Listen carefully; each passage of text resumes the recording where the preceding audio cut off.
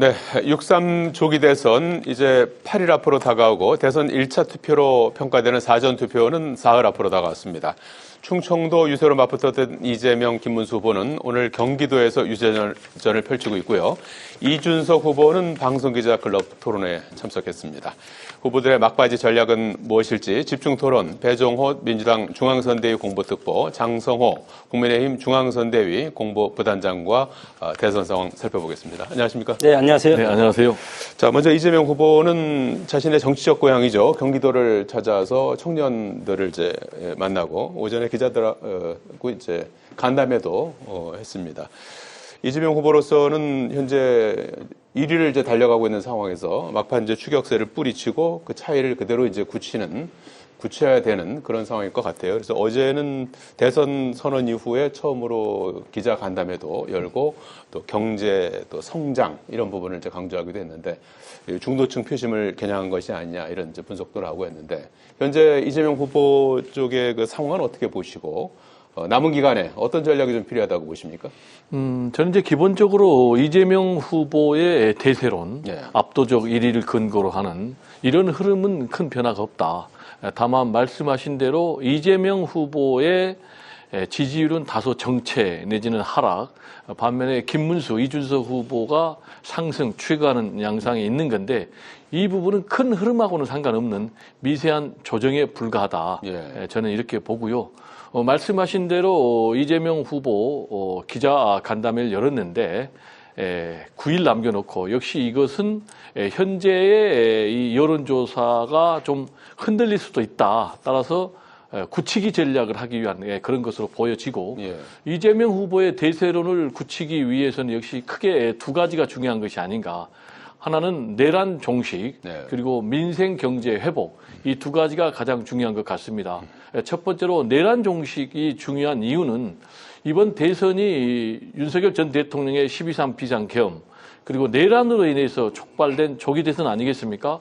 그럼에도 불구하고 지금 내란 속의 피의자로 재판에 넘겨졌는데도 여전히 지금 활개를 하고 있고 그러면서 12.3 비상계엄 또 내란을 정당하다고 옹호하고 있고 더 나아가서는 뭐 영화까지 관람하면서 부정선거 음모론을 사실상 계속해서 선동하는 그런 행보를 하고 있기 때문에 이 부분에 대해서 이재명 후보가 아무리 강조해도 좀 지나치지 않는 그런 상황이 아닌가 생각이 되고 두 번째로 12.3 비상계엄이 벌어지면서 경제가 직격탄을 맞았어요. 첫 번째로는 소상공업 또 자영업자들의 폐업이 속출하고 있고 대한민국의 경제 성장이 거의 0% 됩니다.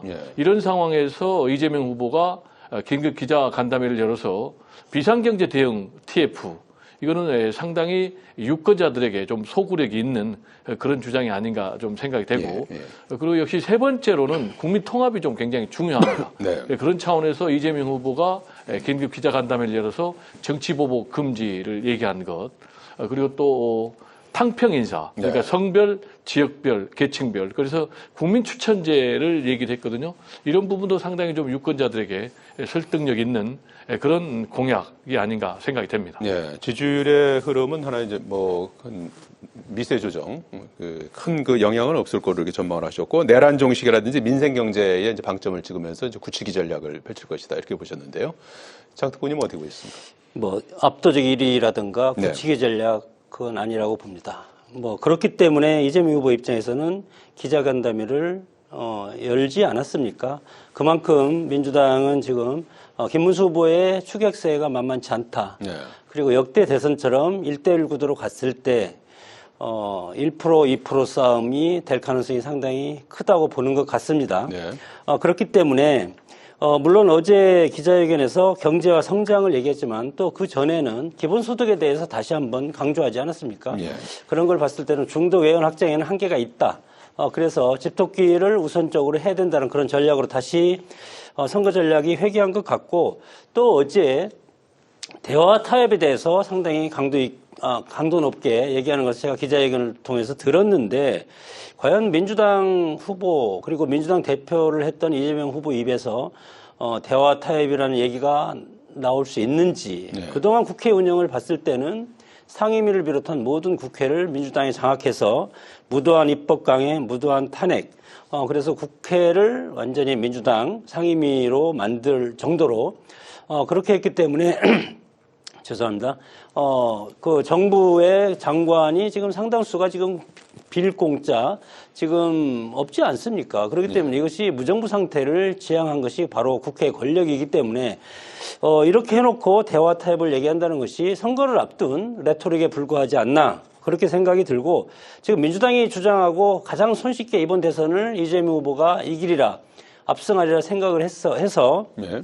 그렇게 생각한 것은 민주당은 내란 프레임 이거 하나만 가지고도 이길 수 있다고 봤는데 그것이 지금 먹히지 않지 않습니까? 거기에다가 윤석열 전 대통령이 탈당을 했기 때문에 과연 딱히 김문수 후보를 공격할 만한 게 지금 없습니다. 그래서 상당히 당황스러운 것 같고 지금은 내란 프레임에서 이제는 인물 구도, 스토리, 인물의 스토리에 대해서 국민들이 관심을 갖기 시작했기 때문에 앞으로 박빙의 승부가 저는 펼쳐질 가능성이 크다고 봅니다. 예, 추격세는 더욱 더 이어질 것이고 차이는 더 좁혀질 것이다 이렇게 전망을 해주셨는데 뭐 국민의힘은 또 하나의 또 걸고 있는 것 중에 하나가 단일화 부분을 이제 변수로 보고 있는 것 같아요. 김용태 비대위원장은 이제 조건을 말하라 하면서 손을 내밀었고 김문수 후보도 어제죠.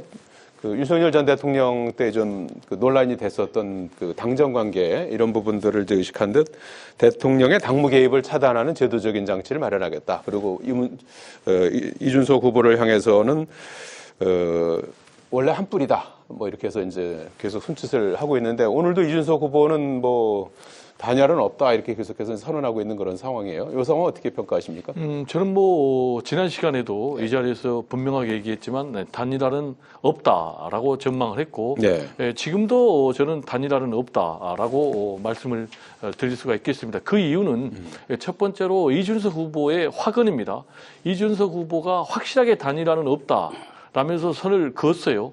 그것도 뭐 한두 번이 아니고 거의 뭐 날마다 얘기를 하고 있는데 내란 세력과 단일화는 없다. 100% 단일화는 없다. 단일화를 얘기하는 것은 망상이다. 라고까지 얘기를 했단 말이에요. 그런데 이렇게까지 한 자신의 말을 뒤집으면 앞으로 구말리 같은 이 젊은 40대의 기수의 정치 미래가 있겠습니까? 그래서 저는 단일화는 없다라고 말씀을 드릴 수가 있는 거고요. 두 번째로는 지금 시간이 너무 촉박합니다. 2차 마지노선이 29일 날 이전입니다. 그러니까 28일까지니까 이틀밖에 안 남았습니다. 수요일까지 해야 되는 거죠? 네, 그러면 이런 상황에서 단일화를 한다면 여론조사에 의한 단일화는 안 되고 단판, 즉 이준석 후보가 포기돼야 됩니다. 그러면 이런 방식으로 단일화를 할 경우에 이준석 후보의 지지층은 2030 그리고 또 탄핵 찬성하는 사람들입니다. 이런 사람들이 완전히 이준석 후보하고 등을 돌리기 때문에 이준석 후보가 이런 방식으로 단일화하면은 정치적 자산이 완전 다 없어지는 정치적 파산이 됩니다. 그리고 만약에 본인이 완주를 해가지고 15%만 넘으면 100% 선거 자금을 보전받을 수 있고 10% 넘을 경우에는 50%를 보전을 받습니다. 그리고 이재명 후보가 계속해서 대세로 당선이 된다면 보수는 재편될 수밖에 없습니다. 그럼 보수 재편 과정에서 윤석열 전 대통령 또 윤석열 전 대통령을 지지하고 있는 친윤, 내란 세력들 또 김문수 후보 다 정리가 되어야 되거든요.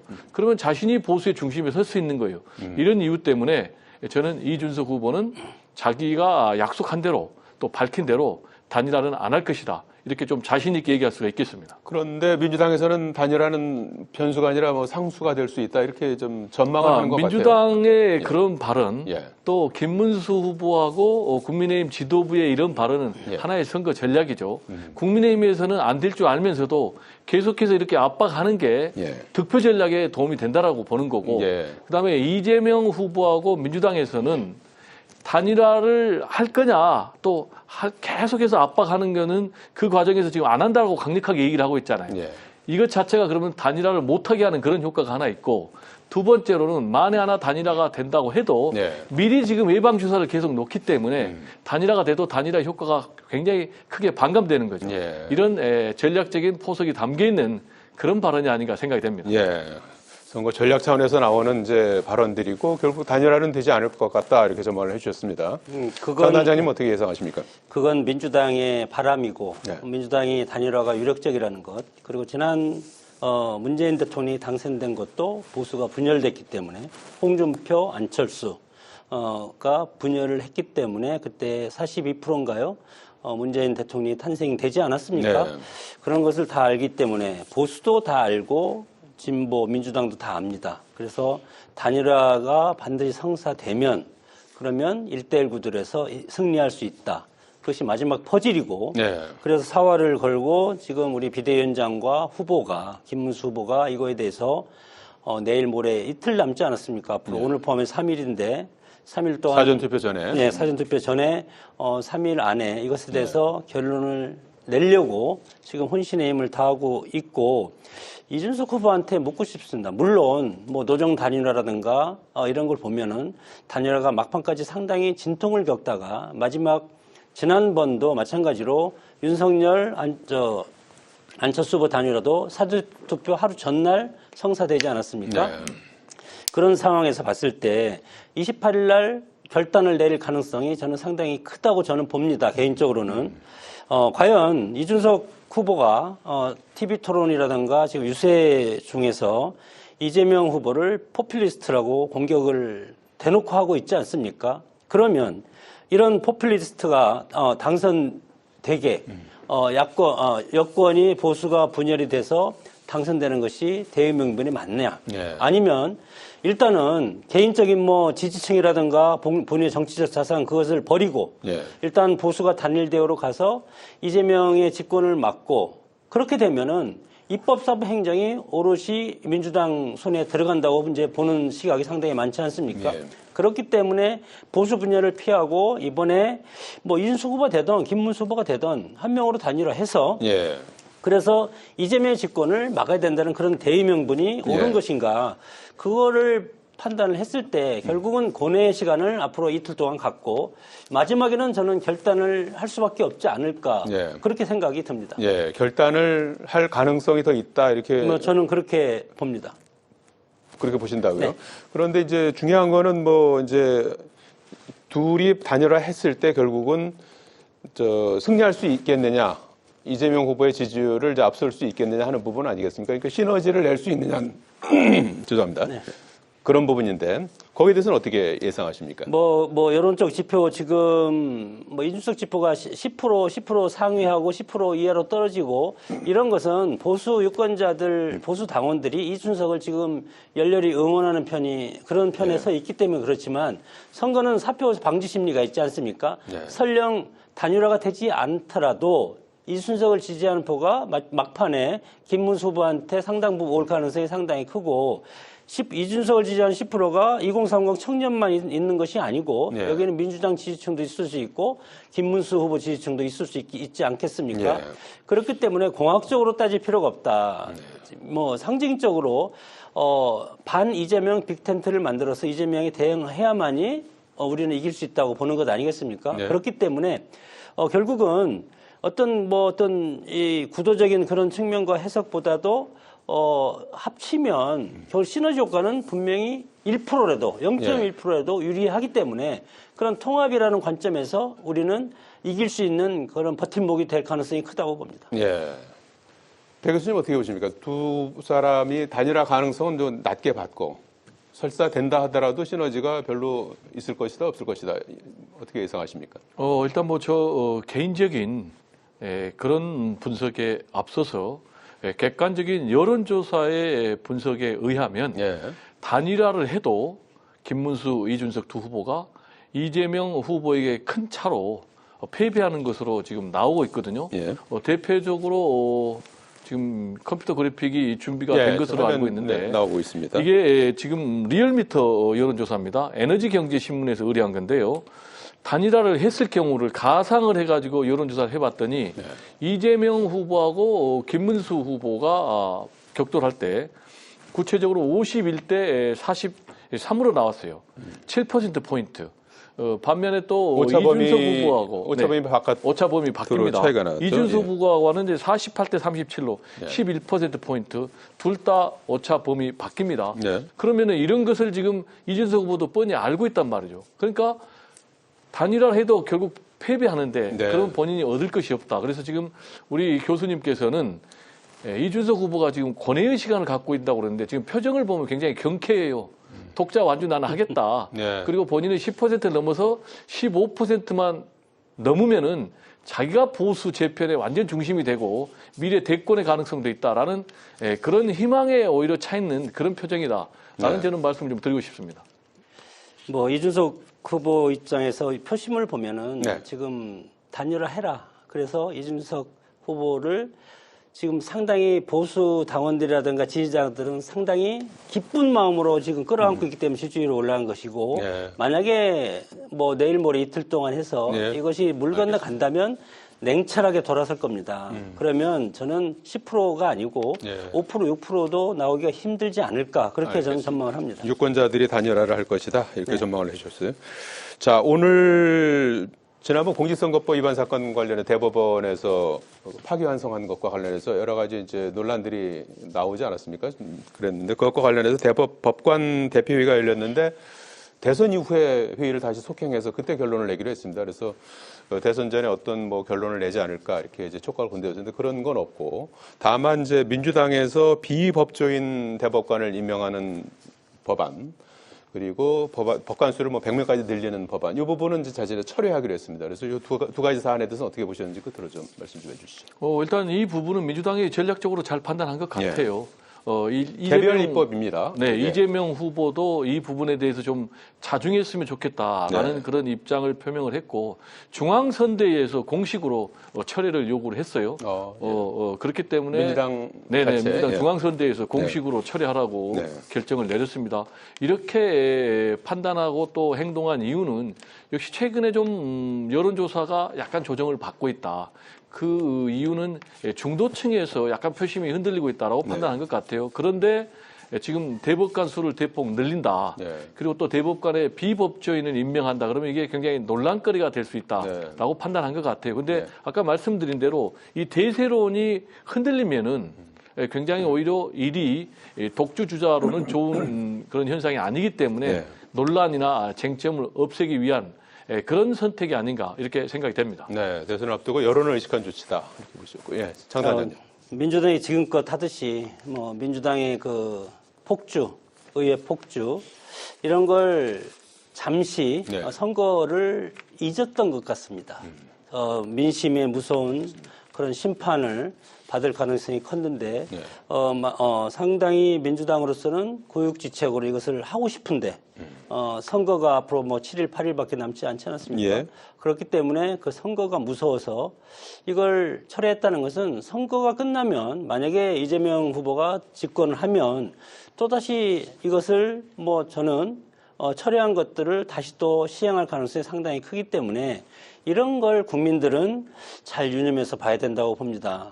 민주당이 지금 180석으로 모든 걸 입법화할 수 있고 국회를 통과시킬 수 있고 그것을 대통령이 거부권이라든가 제2요건이 없다면 그것이 일사천리해서 입법화돼서 공포돼서 그 법이 우리한테 온다는 사실 그것을 국민들이 알고 앞으로 일주일 동안 이거에 대해서 견제하는 권력 이것을 민주당의 그 과도한 입법 그리고 국회 폭주 이것을 견제할 수 있는 것은 오로지 대통령의 권력이다. 그렇기 때문에 견제하는 권력 이런 것들이 필요하다는 것을 이런 부분을 통해서 국민들은 깨달아야 된다고 봅니다. 알겠습니다. 자, 오늘 말씀 여기까지 듣겠습니다. 고맙습니다. 네, 감사합니다.